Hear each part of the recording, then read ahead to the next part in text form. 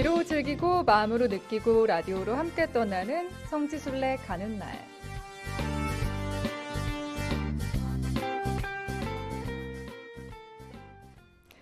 네, 성지순례 마음은 있지만 쉽게 나서기 힘드셨나요? 또 궁금하긴 했지만 어떻게 준비해야 하는지, 또 어떤 곳들이 있는지 막막하기만 하셨을 텐데요. 그렇다면 매주 금요일 이 시간 함께 해주시기 바랍니다. 가톨릭 해외 성지와 국내 성지를 번갈아 가면서 소개해드리고 있고요.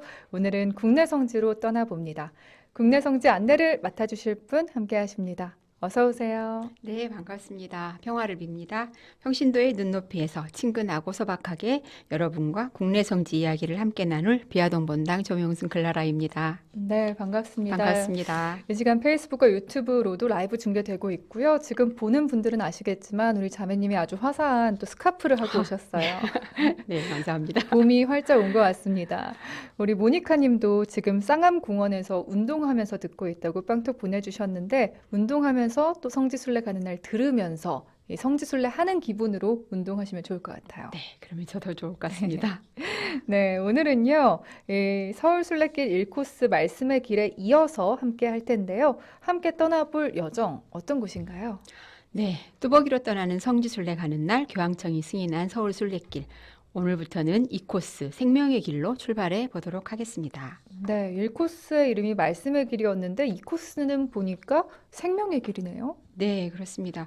이 코스 생명의 길은 그 박해시기 주요 간청터와 형장을 잇는 길로 그 순교자들이 순교하러 가는 길이었지만 동시에 영원한 생명을 얻으러 가는 길이었기 때문에 생명의 길이라는 이름을 붙였다고 합니다. 지금은 그 형태는 없어졌고 그 터였음을 알리는 표석들이 그 길 위에서 이루어졌던 천주교 박해의 역사와 그 순교자들이 추구하고자 했던 가치에 대해서 기억하게 해주고 있습니다. 네, 지금 보이는 라디오 화면에요. 천주교 서울순례길 생명의 길 약도를 자세히 보실 수 있습니다. 코스 소개도 해주시겠어요? 네, 이 코스 성명의 길은 1코스 마지막인 가해동 성당에서 시작해서 그 중림동 약현성당까지 총 연장 6.5km에 이르는 길 안에서 9곳을 순례하게 됩니다. 이 코스는 그 서울순례길 3개의 코스 중에서 가장 짧은 거리로 광화문을 중심으로 비교적 근거리 안에 있는 성지들입니다.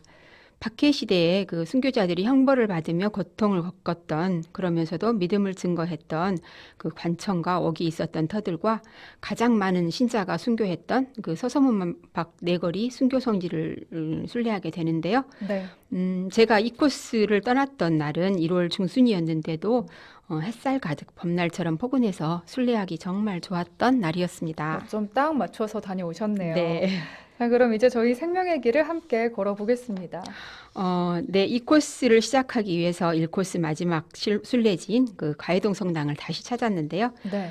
지난 시간에는 저녁 7시 넘은 늦은 시간에 도착을 해서 그 어두움 속에서 잘 보이지 않던 성당 건물과 풍경들이 환한 낮에 가니까 사뭇 다른 모습을 보이더라고요.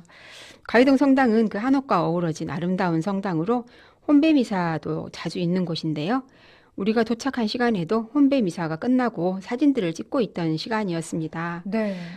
오늘은 지난 시간에 못다한 그 가해동 성당의 역사와 이 성당의 주보인 복자 주문모 야고보 신부와 복녀 강환수 골론바에 대한 이야기로 시작해 볼까 합니다. 네. 서울 종로구 북촌로에 위치한 가해동 성당은 1794년 한국 최초의 선교사로 밀립국에서 들어온 중국인 주문모 신부가 1795년 4월 5일 예수 부활 대축일에 최인길 마티아의 집에서 한국 땅에서 드리는 첫 미사를 봉헌한 것을 기념하는 성당입니다. 이 첫 미사를 기념하는 가해동 성당에서 주문모 야고보 신부와 강환수 골론바에 대한 이야기를 빼놓을 수 없을 것 같습니다. 네, 지금 보이는 라디오 화면으로 가회동 성당의 전경을 보실 수 있는데요. 파란 하늘에 또 성당의 전경이 참 아름답게도 느껴집니다. 그럼 네. 먼저 이 주문모 신부님에 대해서 함께 이야기를 나눠볼까요? 네. 한국 천주교회는 그 전 세계에서 유례없는 그 자생한 유일한 교회잖아요. 네.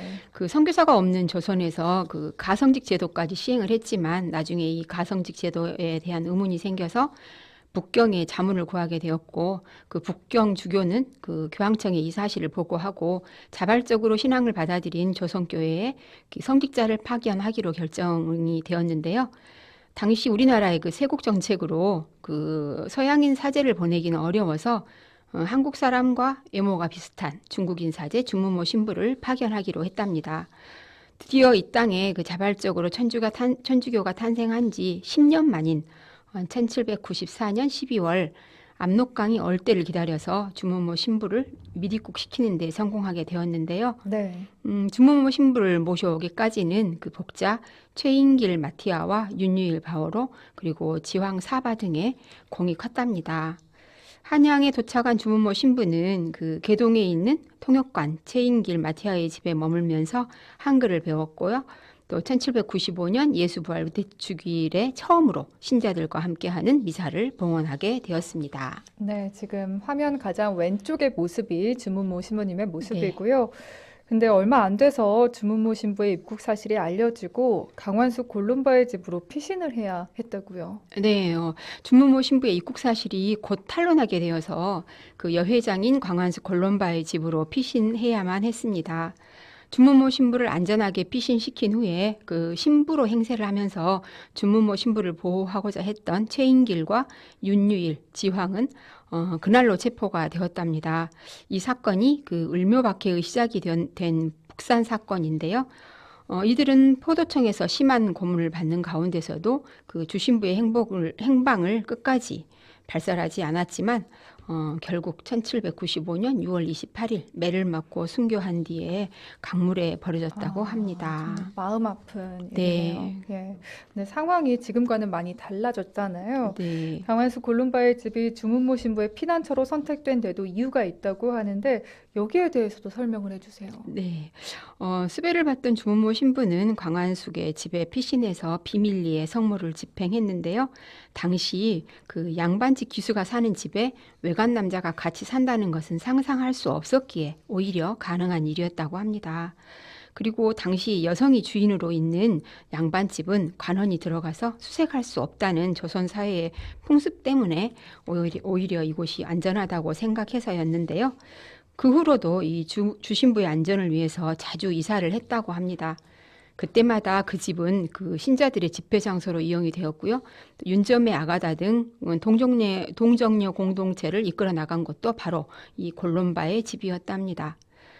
주문모 신부는 1795년부터 1801년 순교할 때까지 이 북촌에 있던 광안숙 골룸바의 집에 머물면서 미사와 고해성사를 집전하고 또 사목활동을 하였기 때문에 과해동은 주문모 신부의 사목활동 거점으로서 한국 초기 교회의 신앙 중심지가 된 곳이었습니다. 네, 주문모 신부님의 복음 전파에 있어서 강완숙 골룸바의 그 숨은 몫이랄까요? 그것도 네. 참 컸었네요. 네, 그렇죠. 네, 주문모 신부의 그 후의 활동도 소개를 해주신다면요. 주무모 신부는 이곳저곳으로 다니면서 성사를 베풀었고 그 신자들의 교리 공부와 정교 활동을 위해서 명도회를 조직하고 교리서도 집필을 했답니다. 이처럼 주무모 신부가 열심히 활동한 지 6년이 지나면서 그 주무모 신부가 입국할 당시에 4,000명이던 조선교회의 신자가 6년 후에는 1만 명에 달하게 될 정도로 크게 성장을 했었는데요. 이것이 1801년 그 신유박해가 모든 것을 앗아가고 말았답니다. 박해가 일어나자 연이어 신자들이 체포되었고 그 주무모 신부의 행방을 자백하도록 강요를 받거나 죽임을 당하게 되자 주무모 신부는 자기 때문에 신자들이 고통을 받는다고 생각해서 다시 중국으로 돌아가려고 했지만 생각을 바꾸게 되어서 나의 양떼와 운명을 같이하여 순교함으로써 모든 불행을 막아야 한다면서 결국 자수를 하게 되었습니다. 네. 그리고 1801년 5월 31일 새남터에서 참수형으로 순교의 월계관을 쓰게 되었습니다. 네. 그리고 지금 화면 가장 오른편에는 강완숙 골룸바의 모습도 보실 수 네, 있습니다. 그렇습니다.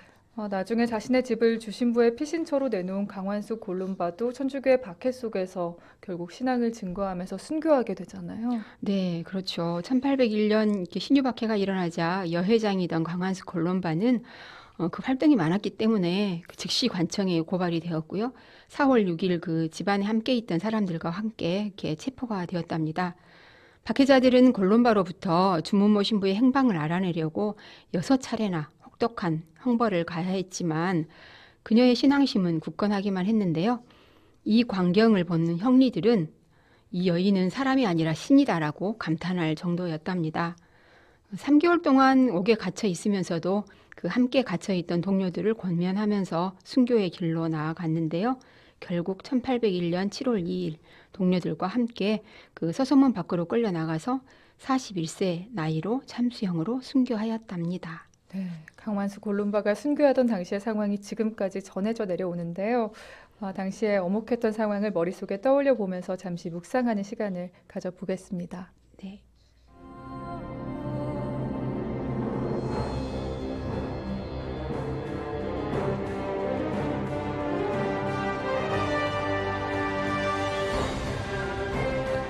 형조에서는 사형 선고를 내리면서 이렇게 죄목을 붙였다.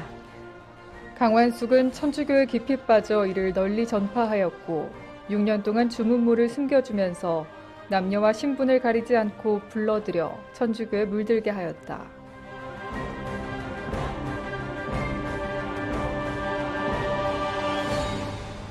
이에 대해 골룸바는 다음과 같이 최후 진술을 하였다. 이미 천주교를 배웠고 스스로 죽으면 즐거운 세상으로 돌아간다고 믿었습니다. 그러므로 비록 형벌을 받아 죽을지라도 신앙의 가르침을 믿는 마음을 고칠 생각이 조금도 없습니다.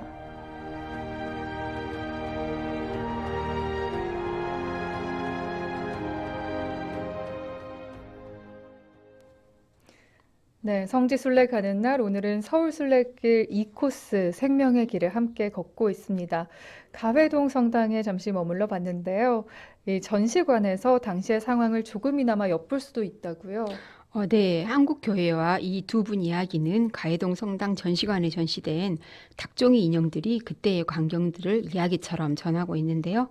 전시관을 둘러보면서 두 분의 흔들리지 않았던 신앙의 열정이 고스란히 느껴졌습니다.